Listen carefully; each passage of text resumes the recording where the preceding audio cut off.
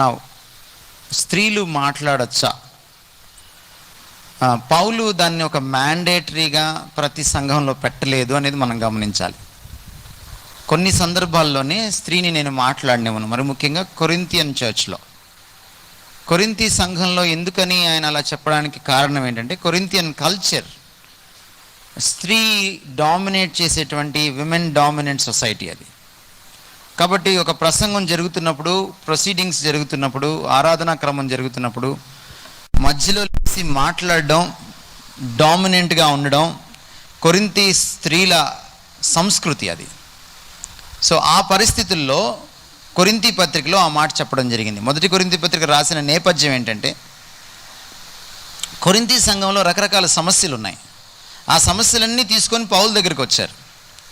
వచ్చినప్పుడు పౌలు ఒక్కొక్క సమస్యకు జవాబించుకుంటూ, పరిష్కారం చూపిస్తూ ఆ పత్రిక రాశాడు, మొదటి కొరింథీ పత్రిక. సో మనకు అర్థమయ్యేది ఏంటంటే, ఆ పత్రిక నేపథ్యాన్ని మనం చూసినప్పుడు స్త్రీలు మాట్లాడచ్చా మాట్లాడకూడదా అనేది కూడా ఒక సమస్యగా పరిణమించింది కొరింథీ సంఘంలో మొదటి శతాబ్దంలో. కాబట్టి కొరింథీ సిటీ, ఆ కొరింథియన్ సిటీ కల్చర్ ఏంటంటే స్త్రీలు డామినెంట్గా ఉంటారు. అందువల్ల అలా చెప్పడం జరిగింది. కానీ మిగిలిన సంఘాలకు రాసేటప్పుడు ఆయన చాలా పత్రికలు రాశాడు.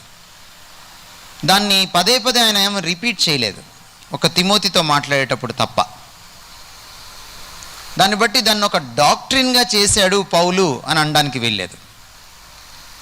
రెండవ విషయం ఏంటంటే, పౌలు స్థాపించిన ఎఫెసు సంఘం, పౌలు చివర వాళ్ళకి గుడ్ బై చెప్పి యెరూషలేముకి వెళ్ళిపోతున్నప్పుడు సంఘం అంతా ఆయన బతిమలాడింది.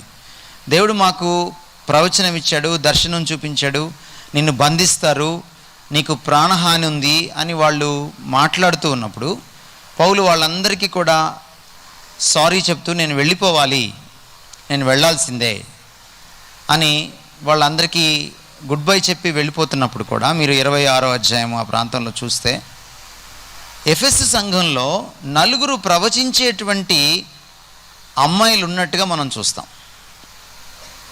పౌలు వాళ్ళని ఖండించడం కానీ, లేకపోతే వాళ్ళకి విరుద్ధంగా ఒక స్టేట్మెంట్ పరిశుద్ధాత్ముడు రాయించడం కానీ మనం చూడం.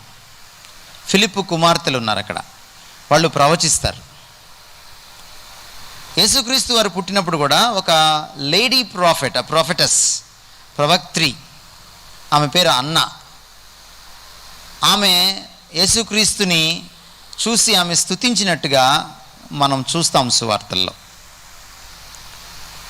కాబట్టి బేసికల్లీ స్త్రీ మాట్లాడకూడదు అనేటువంటి కాన్సెప్ట్ బైబిల్లో లేదు. ప్రవక్త పని ఏంటి?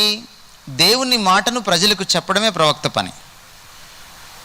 ప్రవక్తకు బోధకుడికి తేడా ఏంటంటే, ప్రవక్త ఇంకేమీ కలపకుండా యథాతథంగా చెప్తాడు, బోధకుడు ఉదాహరణలు అవి ఇవి కలిపి ఎక్స్ప్లెయిన్ చేస్తాడు.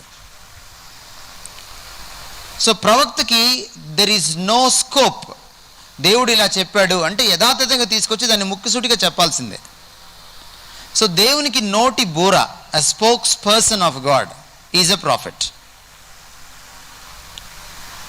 ప్రవక్తకు స్త్రీలింగం ప్రవక్త్రి. పాత నిబంధనలో ప్రవక్త్రులు ఉన్నారు, కొత్త నిబంధనలో కూడా ఉన్నారు. దీన్ని బట్టి మనకి ఏమర్థమవుతుంది? దేవుని సందేశాన్ని ప్రజలకు చేరవేసే వారిలో స్త్రీలు కూడా ఉన్నారు అని అర్థమవుతుంది. వాళ్ళు ఎక్కడ చెప్తారు? ఇంట్లో 4 గోడల మధ్య చెప్తారా, సంఘంలో చెప్తారా? కొత్త నిబంధనలు ఏమనుంది? సంఘములో ఫిలిప్పు కుమార్తెలు ఉన్నారు 4, వాళ్ళు ప్రవచిస్తారు అని రాయబడింది. కనుక ఈ అపోహ నుంచి మనం బయటికి రావాలి. స్త్రీ సహజంగా మాట్లాడకూడదు అని లేదు. అయితే ఓవరాల్ బిబ్లికల్ టీచింగ్ మనం తీసుకుంటే దేవుడు నియమించినటువంటి ఒక హైరార్కీ ఉంది, ఒక అధికార స్థాయి ఉంది. మనము మొదటి కొరింథీ పత్రిక 11వ అధ్యాయం 3వ వచనం చదివితే కూడా ఆ స్థాయి మనకి కనపడుతుంది. స్త్రీకి శిరస్సు పురుషుడు, పురుషునికి క్రీస్తు, క్రీస్తుకు తండ్రి దేవుడు అనేటువంటి స్థాయి మనకి కనపడుతుంది. కాబట్టి ఎట్టి పరిస్థితుల్లో స్త్రీ చేసే ఏ పనైనా సంఘంలో కానీ, కుటుంబంలో కానీ, సమాజంలో కానీ, లేక ఒకవేళ బోధించాలన్నా కూడా ఆ బోధ కూడా పురుషుడి అధికారంకు లోబడి చేయాలి. కాబట్టి ఒక బ్యాలెన్స్ మనం అర్థం చేసుకోవాలి. స్త్రీకి తనకు తానే బోధించేసేయడానికి ఇండిపెండెన్స్ లేదు. బోధించవచ్చు, మాట్లాడవచ్చు సంఘంలో, కానీ పురుషుని యొక్క అధికారానికి లోబడి ఆ పని చేయాలి. పురుషుడు కూడా క్రీస్తు అధికారానికి లోబడి స్త్రీ పైన తనకున్న అధికారాన్ని అభ్యసించాలి. క్రీస్తు కూడా తన తండ్రికి లోబడుతూ సంఘం పైన తనకున్న అధికారాన్ని అభ్యసిస్తాడు. ఇది దేవుడు నియమించినటువంటి క్రమం, అధికార క్రమం.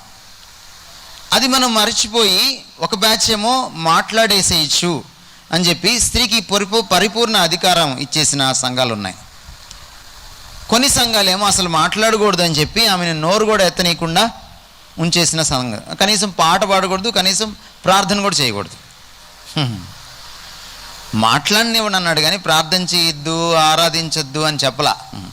ఏ కాంటెక్స్ట్లో చెప్పాడు, హిస్టారికల్ కాంటెక్స్ట్లో, ఆ కాంటెక్స్ట్లో మనం బైబిల్ని అర్థం చేసుకోవాలి.